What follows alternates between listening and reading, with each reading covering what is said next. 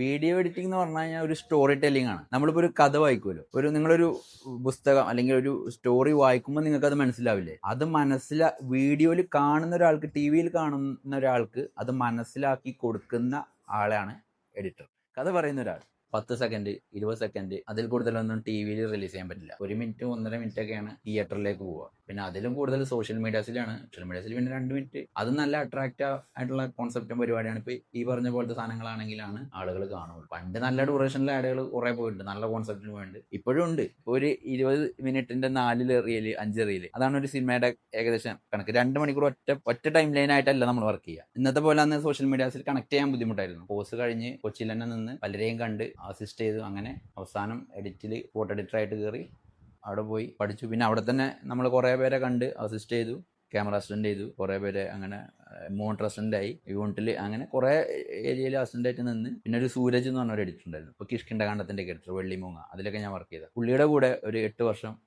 വർഷം ഞാൻ പുള്ളിയുടെ കൂടെ അസോസിയേറ്റ് ഉണ്ടായി. അവിടെ നിന്നാണ് പരസ്യത്തിലേക്കും ഉള്ള എൻ്റെ തുടക്കം. പുള്ളി പരസ്യമായിരുന്നു മെയിൻ. നമ്മൾ സമയമൊന്നും അറിയില്ല. നമ്മൾ ഇടയ്ക്ക് കോട്ടുവായ ഇടുമ്പോഴേക്കാരം രാവിലെ 10 മണിക്ക് കയറിയിട്ട് കോട്ടുവായ എടുക്കുന്ന സമയത്ത് വാച്ച് നോക്കുമ്പോഴേക്കാരം വൈകിട്ട് 6 മണി. പിന്നെ അങ്ങനെ Vellimoonga, Munthirivalli Thalirkkumbol, Aby, old mango tree, Jilebi, Ben എന്നൊക്കെ പറഞ്ഞിട്ടുള്ള കുറേ ഇടങ്ങളിൽ. പിന്നെ ഞാനൊരു 2017 പുള്ളിയുടെ അടുത്ത് നിന്ന് ഇറങ്ങി ഇൻഡിപെൻഡൻ്റ് ആയിട്ട് സ്റ്റുഡിയോ ഇട്ട്